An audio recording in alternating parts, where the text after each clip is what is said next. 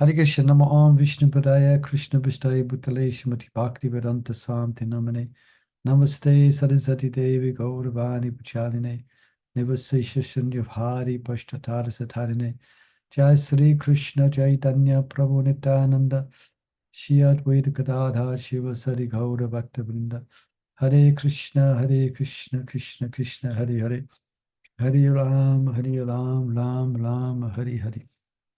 Okay, just waiting for perhaps at least a couple more devotees to join, because I just want to explain a little bit about what we're going to be reading in this last section of Brihad Bhagavatamrta. Because after last week's reading, then I read ahead a bit, just get an idea of the content. And it's interesting. I guess I'll explain now.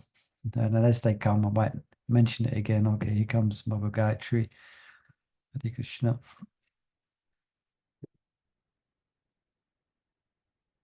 Yeah, sometimes as we have been reading, basically we're reading about Gopakumar, who's now entered into Goloka Vrindavan.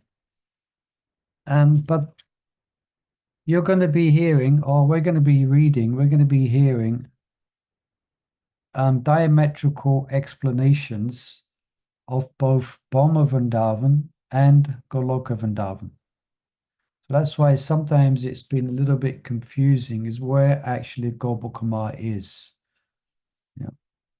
Now, as you read, we're going to be reading in this section, we're going to also be hearing about demons. Kaliya is one of them. And but basically you will hear that Krishna has Ras Leela on the hoods of Kaliya here. And then he manages to tie a rope through his nose, and he uses him as a plaything on the Jamuna. But still there's references to demons. So as far as I could understand from reading through, the idea that's being presented by Sanatana Goswami is that actually there is no difference between the two in essence. Yeah, I mean, Bhoma Vrindavan is the spiritual world on the tapestry of the material world, laid upon the material world, but it is still Vrindavan, still completely transcendental. So devotees, as the Lord's devotees, they're absorbed in Krishna's Leela in both realms by participating. As you know, the residents of Vrindavan, because Krishna came, so also the residents of Vrindavan came as well and took part in Krishna's pastimes. Also Govardhan Hill came, as we know, the spiritual world came. So that if there's any confusion, it's because both are being described from the point of view of being non-different. So Sanatana Goswami will speak of both places, but he's speaking of one place, which is the spiritual world. All right? So just to let you know, and we can focus on that as we're reading, and you will see it, Okay? Right. Without further ado then, let's read on.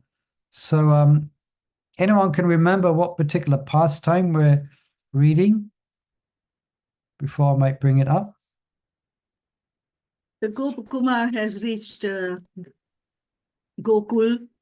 Yes. And he's been invited to come and sit down for dinner by Nanda and Jashoda, and the two brothers sit on two sides of Nanda Maharaj.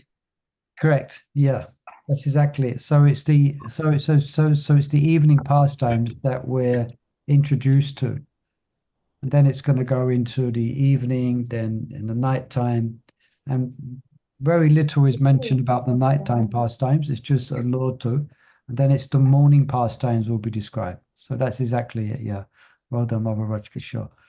Okay, so let's pick up from 115, 116.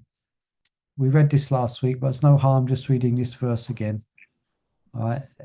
Anyone like to read? I can read. Yeah, go ahead. So remember, this is mainly pastimes we're hearing now. Yeah. Mainly doing a lot of reading just to hear this wonderful pastimes of Krishna. Perhaps comment a little. Text 115, 116. From inside the house, Sri Rohini stands the emperor of meals, arranged in many jewel-bedecked vessels of gold and silver. Mother Yashoda, with great affection, served the food of all four kinds and endowed with all good qualities. And Krishna began to eat. Commentary. Since Sri Krishna was the star attraction at dinner, Swarup gives particular attention to how Krishna was fed. Mother Rohini arranged the meal artistically on excellent serving dishes and sent it out to the dining hall. The food displayed all admirable qualities, good fragrance, good color, good taste, and so on. Okay, well, I said perhaps we want to comment much, but I can't help but comment upon this. Mother Chandravali is one of our Raj Bhoga cooks, and many of you have cooked for the Lord as well. Excuse me. So it's very nice that the plate is arranged very nicely. It should look very nice, you know, as devotees do when they cook for the Lord. So the same thing, it goes on in the spiritual world. And also we have some silver bowls. We don't have gold bowls, but we have some silver. So everything's done very nicely. Great attention to detail, you know. Yeah. How we arrange, we have like chutney bowls. They look really nice, you know, like this is for chutney. It's like, yeah. So that's coming from the spiritual world. This is how that's the culture of eating. There's a whole culture around cooking, the whole culture around serving, the whole culture around eating. So you're going to be hearing about this is where it comes from. Actually, it's the spiritual one. Thinking, you know, we're here, it says four types of food, you know, like chewing. When you're cooking, sometimes you think, oh, just leave the bits in there so Krishna can chew, or don't make it too blendy. Otherwise, Krishna will just swallow it and he won't get the taste. You know, like that. Yeah, that's it. Yeah. Thinking. So the four kinds, I was just thinking. Yeah. This is the samadhi of the cook. This is the samadhi of the cook. Yeah. This is completely absorbed in what it's going to be like. What is Krishna, you know, what's it going to be, the sensation, the eating. Yes, so Mother Rohini, so she's the one who sets up the plates, it seems. Yeah. Yeah. I think Radharani, she comes to cook, isn't it? She comes to cook the breakfast and she comes to cook. Does she cook the lunch as well? I thought it was only breakfast. Yeah, I think it's only breakfast. But she does cook things as we're going to hear that will be served during lunch and in the evening. Special preparations like Manohara laddus. We're going to hear that, which has been cooked by Radharani. All right, so these are the evening pastimes. Anyone know what time the evening is? What time it's referring to? I have one book, 1 second. Yeah, I have a book as well, but I don't know. Just look here, I have a book called the Gaudiya Stotaratna, which describes the Asti Kalya Leela of Radha Krishna and Lord Chaitanya Mahaprabhu. So the evening Vaikalika. Sorry? Say again. No, Vaikalika. Vaikalika. No, the Vaikalika's well, it's late in the evening. Is that right, the Vaikalika? Or is that the fruit offering? No, the Vaikalika is the last offering. My speculation that this is the Sayana Leela, evening pastimes. So So this is 7 o'clock. This is from 7 to 8, from 7 to 8:30. Yeah, this is the time that these pastimes happen. Yeah, we have a Vaikalika offering after the Sandhya offering, but this is Sayana, Shayana Arti. Yeah. Right, you can continue. 117. 117. He heartily devoured the various delicacies, which filled many separate bowls, brought in on large golden platter. Excuse me. Commentary. Literally, Kavalyan means rolling the food into morsels to be chewed and swallowed. Okay, that's what we do, isn't it? We eat with our hands and we roll it in balls. And so Krishna's eating everything, it seems. Right. I was South Indians. They like the rice and dal and everything. They roll it into a ball and then put the ball into their mouth. Yeah, this seems like this is rolling the food into morsels to be chewed and swallowed. Okay, text 118. At one point, his mother, his father, and his brother took turns carefully putting morsels into his mouth. Morsels he playfully accepted. Text 119. Now and then he also drank all sorts of splendid beverages carried in large bowls and pure water carried in pitchers. Text 120. At the start of the meal, he ate warm sweet rice with ghee and sugar, very tasty, together with cakes, pies, jalebis, and flatbread.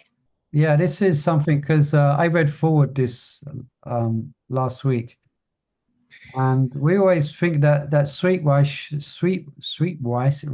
should be served cold, isn't it? Ideally. I prefer it's nice and warm. Anyway, so it seems like that's what's done in the spiritual realm. So first, at the start of the meal, it begins with sweet rice, begins with sweets. And sweets. And in ours, Rajkishore, we have sweets afterwards, don't we? Yeah. In somewhere- Bengal, they have it after dinner, and in Gujarat, we have it first. All right. It So is it seems served like first. the Gujaratis got it right. Right. Okay. That's what Christian does. So warm sweet rice. It begins first thing with ghee. Yeah. Well, that's the Ayurvedic way, sweets first, because they're heavier to digest. Okay. Okay. Yeah. Okay. So I know how to eat then, right? Because I like sweets anyway. Because Krishna likes sweets. So yeah. So it looks like Londonishwara, he must start on the sweet plate first. Yeah. I never knew that. So there we go. Together with Eating the sweets first. jalebi. Okay. Okay. So it doesn't say here. It says cakes, pies, jalebis, flatbread. So it is like pastry kind of sweets. It should be. I'm just thinking. Pastry kind of sweets. Yeah. Oh, but then this is evening meal, isn't it? This is evening. Yeah. So then it's okay. Fine. Oh yeah, this is evening. You're right. Yeah. So cakes, pies, jalebis, flatbreads. Yeah. Cakes. Did they have ovens? Do they have ovens in Goloka Vrindavan? Yeah, they do. I guess they do.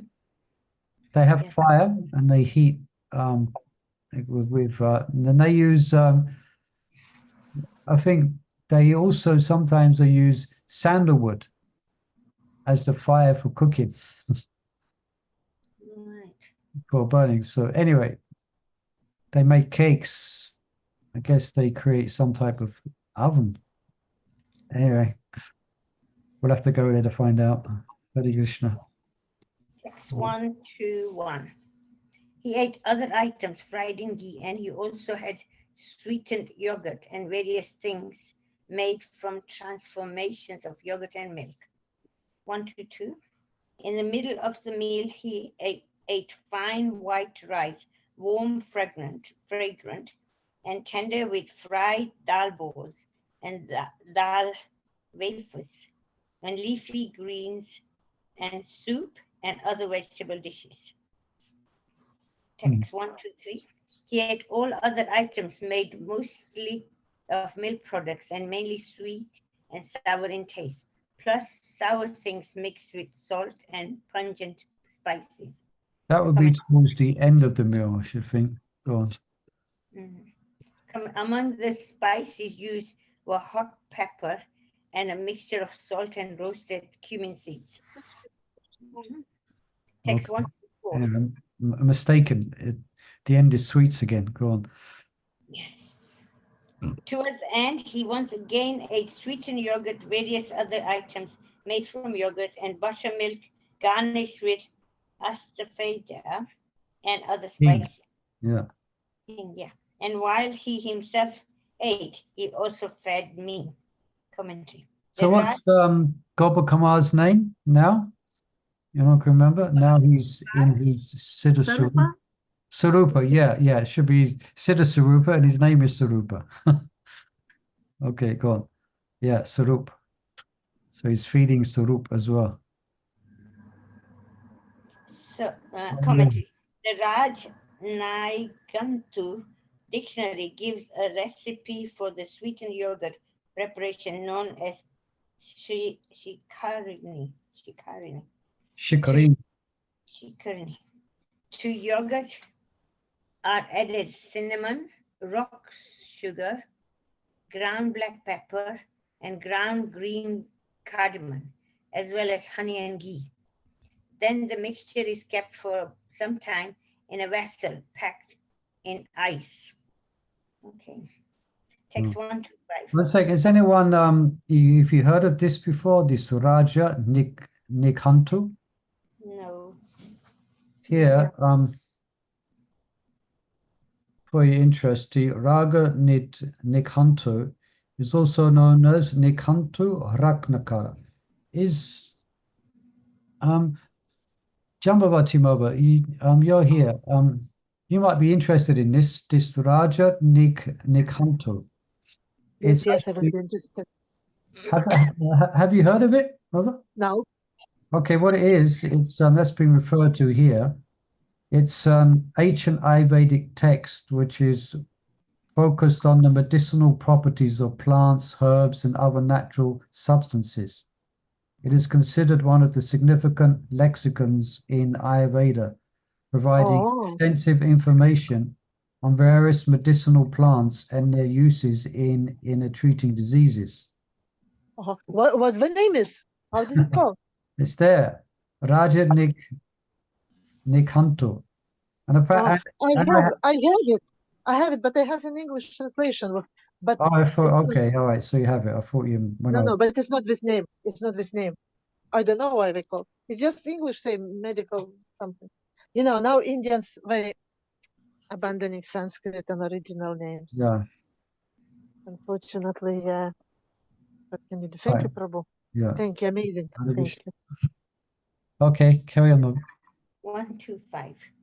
Neither words nor the mind can form a picture of how Krishna's lovely tongue rising to his dawn pink upper lip, while he chewed, spotted within the cheeks of his lotus face, a face resplendent with the beautiful dancing of his lotus eyes and bow-like eyebrows.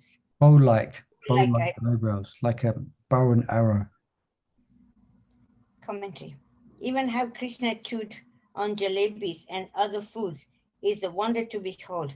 Everything the Supreme Lord does is attractive, and so too is everything done by his fully surrendered devotees. Okay, so jalebis come from the spiritual world. Sweet rice comes from the spiritual world. Jalebi comes from the spiritual world. Text 126. The gopis brought from their homes many sweets cooked in milk, ghee, and sugar and placed them before Mother Yashoda. Text 1 to 7. But these are what Radharani cooked, no doubt. So, yeah. Yeah, because when they coming back, when she sees the dust going up, she goes to, is that moon tower, and she can That's see, it. Yeah. and she gets, is it Danishta or somebody she gets to bring all the sweets they've made? Yeah, So- Danishka's based in Nandagram, Okay, but she's the one who goes to beckon Radha to come to cook. Yeah, she's the inside spy in Nandagram. all right. Yeah. With wonderful, playful gestures, Krishna ate from all the dishes and the gopis had brought, praising every item and eating from each dish more than once. He thus made all the gopis happy, and he also fed some of those items to me with his own hands. Text 128. Next, Sri Radhika brought Manohara ladus, both small, round ones and large, flat ones, and set them down on Krishna's left. Commenting, the Manohar Laddu is actually named Aptly named, yeah. aptly named the sweet ball that steals the heart. Sri Radha placed these laddus on Krishna's left, where he could easily reach them. Okay, so that's a part of serving, a small etiquette. Yeah, place it on the left. Interesting, on the left, because we eat with the right hand. She placed on Krishna's left so he could easily see them and take them. Hare Krishna. So then he takes from, oh no, then he can take from the right hand. Okay. Yeah, he will eat with his right hand and then so. Text 129. Krishna picked up a few of those sweets with the nails of his thumb and finger and put them on the tip of his tongue. He then made a face as if they tasted like bitter neem. All right, so Krishna's having a joke here. Yeah, because the Radharani, they're all watching what's going to be reactions. So he's eaten it and it's if it's really horrible. Really bitter. I think Bhaktivinoda Thakur mentions this Leela or pastime. I'm sure we have heard it as well, isn't it? We recognize this? Yeah. Krishna, yeah. Text 130. Krishna's brother smiled. His mother was angry at Sri Radhika, and his father was surprised. Radha's innocent girlfriends were pained, and her antagonists were delighted. So who's her antagonists? The other gopis. Chandravali, Padma, those in the other camp. So there's a bit of it's a bit of spiritual envy and rivalry that goes on.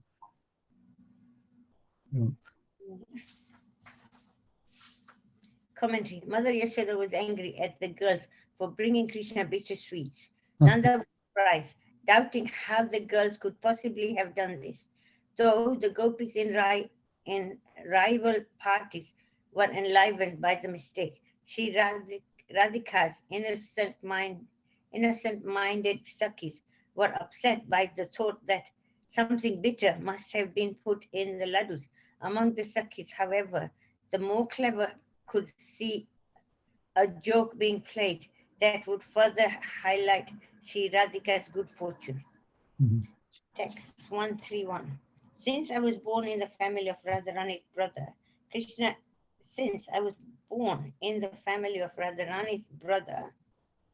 Krishna threw all the laddus onto my plate. Surprised to find them extremely tasty, I ate them all. Commentary. Siddham is the brother of Srimati Radharani, and Swarup is also a member of their family. So Krishna thought it fit to dump the laddus onto his plate. These bitter laddus are not fit for me. Her relatives deserve to eat them. In truth, however, Krishna knew that the laddus was most perfectly prepared, and he gave them to Swarup out of great love. All right, so they're bittersweet, so he's took them away from his plate. They go on Sarup's plate or Sridham's plate. The sister. Sridham is the sister of Radharani, isn't it?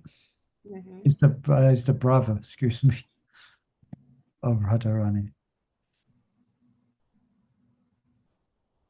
How is Swarup connected to Sridham then? But here it seems like it's mentioned here he's part of their family.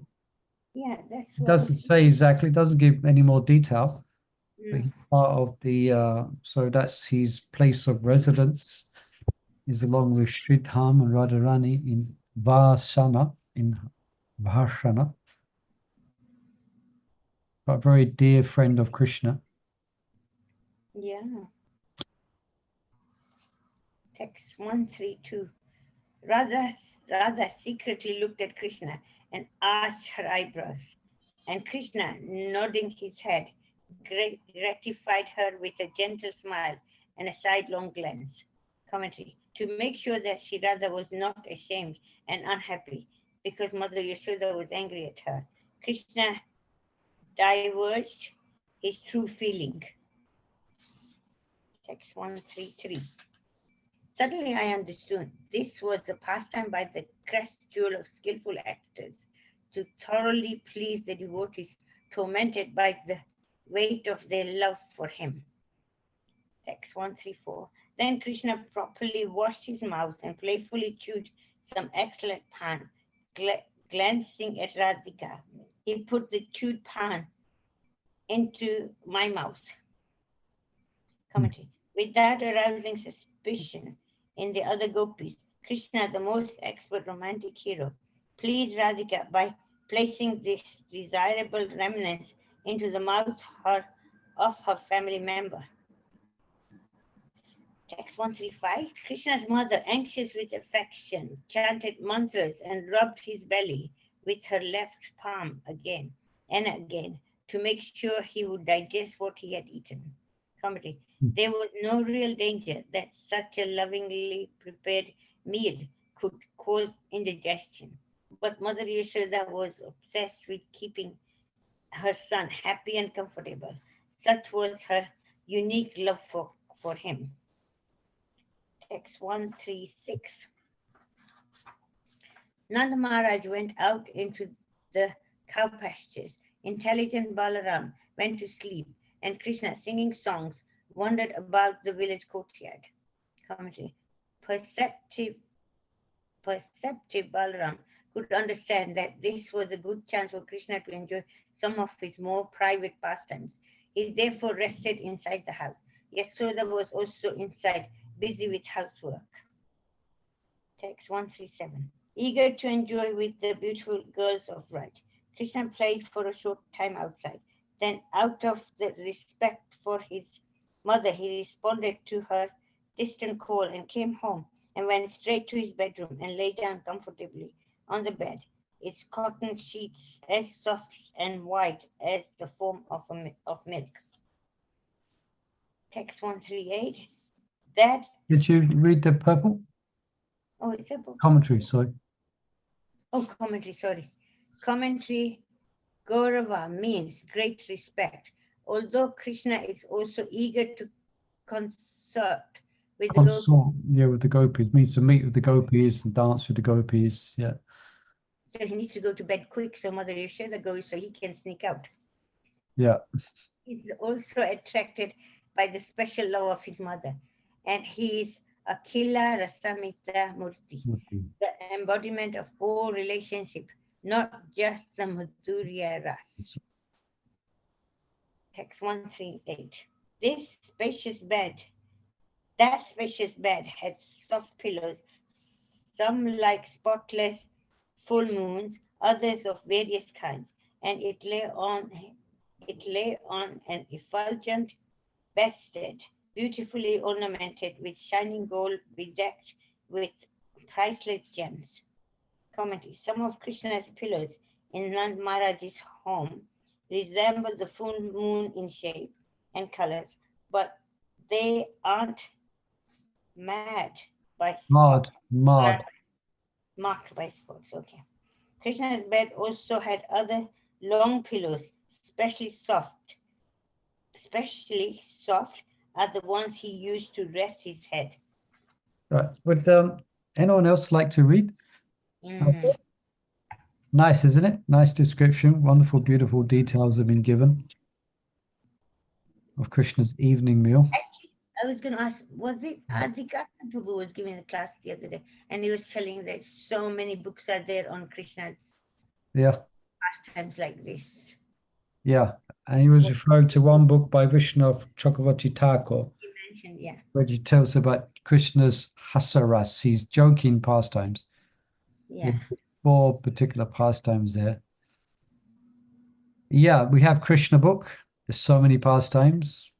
And then there's other books. There's many other books as well. And here's one of those books, which is given wonderful details about Krishna's pastimes. I mean, I won't go into details, but this book that Adhikata was referring to by Vishnu Chakravarti Thakur, some of you have probably heard the story. I just tell the basic outline of it, and I'm sure you would remember it. It's when Bhavya Soda, because she's has so much affection for Radharani and so much appreciation for Radharani's household, for Radharani cooking. And also she's very much attracted to Radharani as well. And often she conjures up, or she desires that Radharani will be the wife of Krishna. But as we know, that doesn't happen. It's not part of this Leela. But then she wants to reciprocate. So she's filling this chest up with all valuable items, silks and jewels as a gift. And then Krishna comes and he's asking his mother, what is this for? And his mother's saying, why is it you want to know everything? You just don't worry about it. These are gifts for the household of Radharani, Vrishabhanu. Yeah. And then so at one point, Madhya Yasoda goes to tend to their household duties. And then so Krishna takes some of it out and he puts himself in the trunk.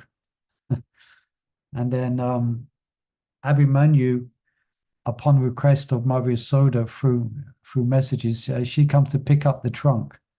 Or he comes to pick up the trunk, and Krishna's inside. It says gifts, and so he's not to open it, but to give it straight to Radharani. So Krishna is in this chest being carried by Abhimanyu, and he's making it awkward by throwing his weight from one side of the chest to the other. So Abhimanyu is struggling with this great chest, with this great, chest of all gifts. And then finally, he manages to, with all great strength and physical effort, he manages to get it to where Radharani is. And then they close then Radharani's alone with the gopis. And of course, Radharani doesn't even let Abhimanyu touch her shadow, so he soon gets the idea that he should leave. So he gives her the trunk and say, this is for Mother Yasoda as a gift for you and your services in cooking. And then so Krishna, Radharani's there, the gopis are there, and they're in private. And then who pops out of the box? Krishna. That's called the Jack in the Box pastime. That's one of those. Yeah, one part. Another pastime is where Krishna dresses up as Abhimanyu. Again, he actually dresses up as Abhimanyu, and that's a complicated pastime, but Jatila and what's the other one? Jatila and Kotila, they have heard that Krishna is going to disguise himself as Abhimanyu in order to get access to our Radha. So that's what they hear from someone. Yeah. So then Abhimanyu himself comes. Yeah. And they think it's Krishna dressed as Abhimanyu. So they start pelting him with soft cow dung and throwing abuse at him. Get out of here, you wretch. We know your tricks. We know who you are. And they're throwing cow dung and all things at him because they think it's Krishna disguised as Abhimanyu. But it's not. It's actually Abhimanyu. Anyway, that's a little peek into some of those pastimes. There's 4, which is in that book. can you tell about the one that Krishna eats, breaks pots and eats yogurts and messes about, and then one of the gopis says, right, I'm going to hold your hand and take you to your mother. And then when goes there. I don't know. I don't know that one. You can give a brief account of it. I don't know it. Okay, Krishna goes and eats in these gopis and houses, and the gopis quite often complain to Yashoda and say, oh, no, he doesn't. Oh, yeah. And then when at one point when one of the gopis' house is eating, she says, right, I'm going to take you to your mother and show you what you've got on your hands and mouth and everything. Now I remember, but go on, continue. Yeah, so she's holding and taking him to Yashoda. And then he tells Yashoda, look what your son's done. And she said, what, my son? And then this Krishna changes into the gopi's son, you know. So Yashoda, that's not my son, that's your son. You know, and then the gopi looks at the child and it's her son. So then when she walks away home, on the way, Krishna says, next time you do this to me, I will next time put your husband there. Yeah, now I remember that. That's in one of Shivaram Swami Raj's books as well. All right, I read it somewhere, yes. Yeah. Yeah, so Krishna is very funny, as that Adhikata was explaining. Krishna is very humorous, very funny. All right. Let's read some more pastime. Anyone, any other readers out there would like to read these wonderful pastimes? I can try. Go ahead, Mother Krishna. Text 139. The splendid canopy draped with strings of pearls further enhanced the beauty of that bed. 1 second. I'll carry on, excuse me, my mistake. Carry on. Which stood in a room fragrant with aguru incense, the room whose beautiful closets were built with many valuable jewels, a palatial room that excelled all others as the lion excels all other animals. Commentary. The canopies above the bed were not only decorative, they also served the practical purpose of shading Krishna on nights when moon was bright. All four corners of the room were decorated with curiously constructed closets. They're not Text. curiously constructed closets mean. I'm not sure what that must look like. I'm sure it's very beautiful. Go on. Yeah, there's one book, Raja Stava, which actually mentions all these details about the different services which are done in Goloka Vrindavan. And one of the services is a carpenter, making cupboards, making chairs, making doors. That is a service that's there. There's also service of those who are in charge of the spice garden. That's a particular, and we know other services of what other services there, of massaging, etc. Anyway, everything that's there is actually, there's no they don't get the closets from Amazon. They don't get the closet. They're actually made in the village, in a part of the outer village. There's carpenters, and there's also services of those who are making jewelry and those who are making the dresses. Yeah, there's a whole bevy of gopis or whole families that are making the dresses for Radha and Krishna. Yeah, so it's unlimited. Yeah, so there's service for everyone there in the spiritual realm. Same as we're doing in the temple. Exactly what we're doing in the temple, to a large degree, is what's going on in the spiritual world. You know, Krishna's the center, and so much is going on around Krishna. I was just thinking, I would rather only wear a new outfit every day. Yeah, that's what we hear, isn't it? Radharani wears a new outfit every day. So a lot of gopi gan, then they wear Radharani's remnants. They're wearing Radharani's, clothes. Yeah, it's all you can. Yeah, so how many sets of clothes she must have is inconceivable. Yeah, that's what we hear. A new outfit every time, every day. yeah. Now sometimes she wears jewelry repeatedly, a particular jewelry, a particular necklace or something. And she has a jewelry cupboard, you know, and there's certain jewelry she puts on, obviously, and some of them so that's there, and she puts on different jewelry, and sometimes it's the same. She may put it on again.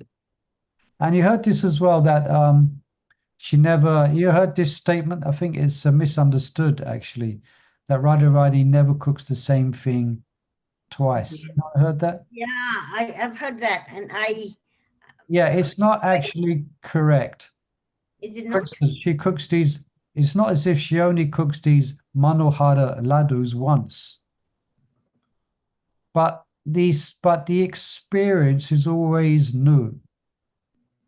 The experience is always another yovan, as if it's never been tasted before. Though it may be the same preparation. Like she makes sweet rice. So in one sense, it doesn't play out logically, because she makes sweet rice. That's it. She's made it once, so she can never make it again. No, they make they make preparations which Krishna likes, but the experience and the eating is always, and the joy is always ever fresh and new. So it's not exactly that she never cooks the same thing twice. Yeah. Okay, just to clarify that. Okay, carry on, Mother Rajkisha. Text 140. Skillful Radha had made pan and wrapped it into packets and now offered them to Krishna by placing them into his mouth. And Chandravali and Sri Lalita playfully massaged his lotus feet. Okay. Text 141. The gopis divided the various services among themselves. Some took up yak tail whisks, others held boxes in a row with more pan, others had several vessels for catching the falling remnants of pan, and others carried large pots of fresh water. Text 142. Other gopis sang songs and recited prayers that were pleasing to his ears. Some played various musical instruments, and yet others exchanged joking words with him. Commentary. The gopis are always fully dedicated to satisfying Krishna. They sang his names and offered him prayers because such Sankirtan pleases him very much. Text 143. Krishna, served by all those gopis, their hearts melting in great affection for him, responded by giving to each one, unseen by the others, a prized remnant of his chewed pan. Commentary. Krishna is more eager to fulfill the desires of his devotees than to receive their service. On this occasion, he gave the prasad of his pan to all gopis. This does not mean, however, that Krishna treated all gopis exactly the same way.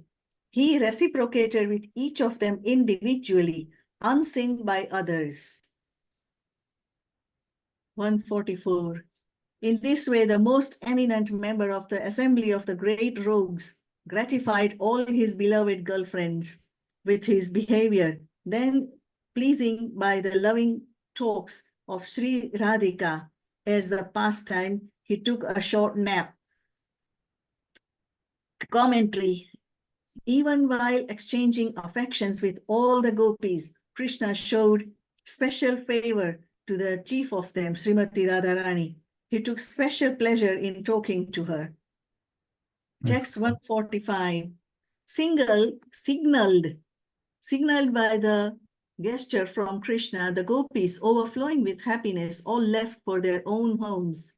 Commentary. Even when Krishna sent the gopis home, they were happy because as they were leaving, he secretly asked each of them to meet him later. Sridhama came and with some effort brought me away to his house, And about Krishna's pastimes during the night, there's nothing I can say. Comment. Sarupa's disciple might be curious about the pastimes Krishna hinted at to the gopis by moving his eyebrows. But as Sarupa tells him, that topic is not theirs to discuss. Okay, so this is very confidential topics. And my spiritual master was speaking about this, and he explained it in such a way that just as we don't inquire into the details of our mother and father when they conceived us, it's just you just don't do it. It's like private. Yeah. So in the same way, Krishna's pastimes in this, from different perspectives, it is their private. It's their private leela, exchanges of love and affection. So here we're seeing that here. It's not theirs to discuss. So from our perspective, because we're conditioned souls and we're identified with our body, then that's one of the reasons why it's probably it's not appropriate for us to delve in and perhaps read some of these intimate topics, which are available in some of the books of the Goswamis. Yeah, it takes a certain purity of heart to actually appreciate it for what it is, other than make a mistake and think it's like the desires, like the ordinary attraction between male and female in this material world. But over and above that, even that, it's not for even the gopis to pry into some aspects of Radha and Krishna's pastimes. Yeah, but they're there ready to serve them when the time is right, you know. So anyway, so it's quite confidential. So here it's bringing that out. That topic is not theirs to discuss. Yeah. Any questions about that? I guess we can only but say yes, what questions to ask. But anyway, yeah. So anyway, my Guru Maharaj was explaining like that. He explained, so yeah, with the devotees, they don't really, they don't go in that direction. Okay, carry on. Yeah. Okay, text 147. I spent that night in great distress, and early next morning I went to the house of Nanda Maharaj and saw Krishna asleep in bed, his body showing signs of conjugal enjoyment. Now the morning pastimes are happening. So this is going to be for those who want to meditate in the morning on Krishna's pastimes. This is the Shant Leela, 3:36 to 6 o'clock. Yeah, carry on, Mom. Commentary. Sarupa stayed awake all night, so there is no mention of his waking up. At dawn, he went to Krishna and saw fingernail scratches all over Krishna's body. Krishna's simple-hearted mother came in and sat down at his side. While attending to him in various ways, she said something under her breath. Mother Yashoda saw the same marks as Sarupa, but was not capable of wondering what had caused them. Her mind worked in a simple, straightforward way. She busied herself in bathing Krishna and getting him ready for the day. Text 149. Sri Yashoda said, "Dear me, all day my little boy tended the cows in the forest. Fatigued, he was happy to go to sleep, and now he's still not awake." Commentary. Yashoda could hardly think that Krishna was not yet up because he had been awake all night dancing with the gopis. Instead, she thought he was still asleep because he was just a little boy.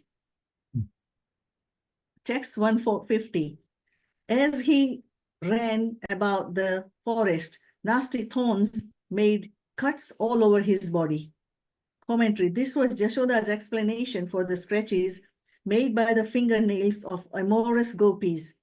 But as she carefully examined and gently touched the marks with her hand, she wondered, how could thorns in the forest have cut his lips? Well, running all over and playing wildly with the boys, he must have fallen face first into the bush. Text 151. Oh, how painful this must be for him. But now, fast asleep, he is not aware of anything, and he has smeared the kajal from his eyes all over his body. Commentary. The kajal is the form of Gopi's eyes, which Krishna had been kissing. Text 152.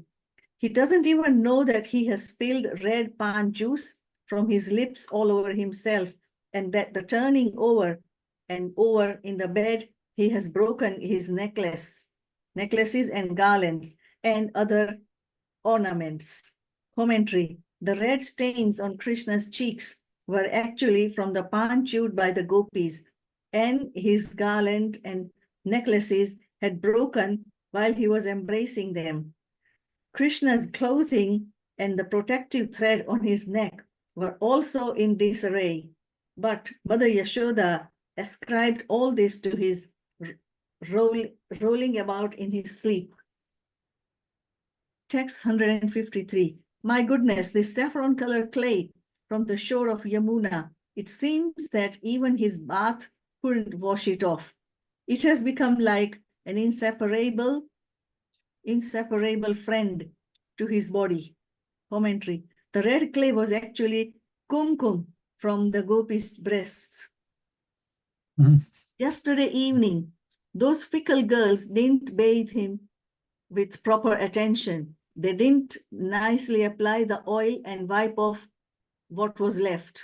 Commentary. If those silly girls had bathed Krishna more carefully, she thought, the dirt would have come off. Text 155. Sri Sarupa said, Mother Yashoda spoke like that again and again, right in front of the young girls of Braja, who had just arrived and who now had signs of fear, laughter, and embarrassment playfully shining on their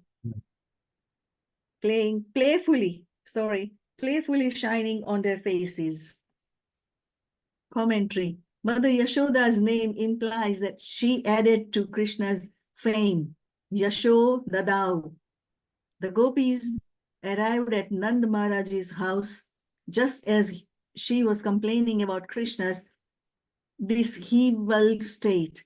Listening to her, they became afraid that she might begin to understand what Krishna has actually been doing at night.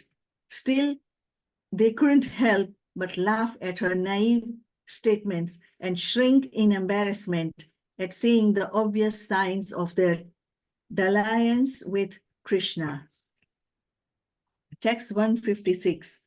Krishna then finished his pastime of sleep, and his mother bathed him, adorned him with ornaments, and fed both him and Balram. Text 157.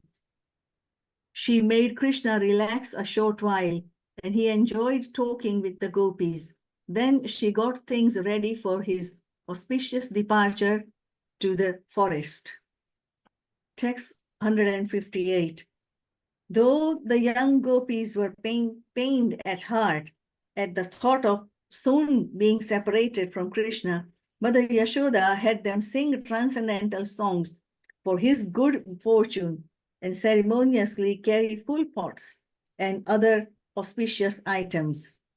Commentary. No matter what ecstasy impeded them, the gopis had to do their service. After all, they had to sing and carry Purna Kumbhas, full pots of water with yogurt, flowers, unhusked barley, parched rice, and other pure substances, or else Krishna's departure for the forest would not be auspicious.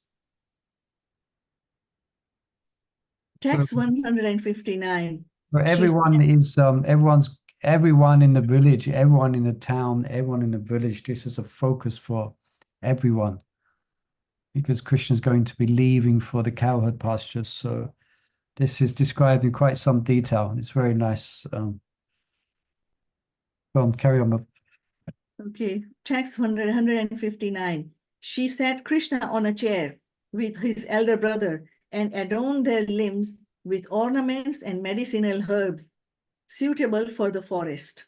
Commentary. Besides decorative ornaments, Yashoda placed various items on their bodies to assure their safety, such as tiger nails, enchanted talisman, protective threads, herb meant for healing wounds, and Garud money, emerald for guarding against poison. Yeah, if you sometimes Londonishwar, he wears a niger's tail, a tiger's nail, and it's a real tiger's nail, which has got a covering of gold on top. Vamsi Prabhu often puts it on when he dresses. I always tend to forget, but it's really nice. Anyone can picture that? You know of it? Of course, Chandravali will. It's a real tiger's claw. We've had it for many Krishnas had it for many years since I've been doing Pujari service. Yeah. Actually, I've got one. Tiny Got- one. Okay, yeah. So some of you might have one as well. Yeah. Yeah, it's like, yeah. So Krishna has one. Londonishwar has Like one. talking about these auspicious things. I remember when we were younger, if we're going to India or something, I don't know whether Raj Kishori remembers, but our mothers would give you some jaggery and some yogurt and that before you leave. Remember? Yes, yes. Auspicious things. They So- used to do this to us as well. Yeah. Yeah. So these things are coming from the spiritual realm, you know. Yes. Doing it here. Yeah. To create auspiciousness. Yeah. And wearing this nail for protection. I Yeah. remember I've got it with a, like you could put it in a chain. Yeah. Raksha Potli. Yes. Raksha Potli, yes. So when we were little, we used to do that. I mean, I never do these things, but So this is where it's coming from. Okay, let's read another couple more verses, and I've got another Zoom happening at 7, but let's go to 7. Text 160. She engaged elderly Brahmana ladies and other ladies in offering blessings, and she made Krishna do all the prescribed rituals to prepare for his outing. Commentary. Elderly Brahmanis blessed Krishna, as did the older gopis. Krishna was more eager to get going than to touch his nose with his fingers and carry out other protective rituals, but his mother gave him no choice. Yeah, this would be some form of achman, what do you call it? Nyas, where you touch the different parts of the body, or different parts, and say different mantras to protect all the limbs of the body. Nyas, it's called. So Madhuri Soda is making sure that Krishna does it. He's excited. He wants to go. He wants to go out with his friends and the cows, but she is making sure that he is protected Properly. Yeah. Text 161. Krishna took the lunch his mother gave him for noontime, stirred the cows from their rest, and got them in front of him and set off playing his flute. Commentary. Mother Yashoda had prepared lunch for Krishna to take with him, and he packed as much of it as he could in a bag tied to a stick. Then he roused the cows who were lying down and drove them forward, urging them on with the music of his flute. Text 162. Just then his companions came out in groups from the cowherd village and gathered around him. The boys were all fit to be his intimate friends. Commentary. Because the attention of the crowded boys, cowherd boys, were never diverted to anything other than pleasing Krishna, the boys needed only to hear Krishna's flute to know that it was time to leave. It hardly mattered whether they had finished having breakfast or preparing themselves. If Krishna was going to the forest, they had to follow right behind. There were a great number of these companions of Krishna, and they naturally divided themselves into groups led by prominent boys.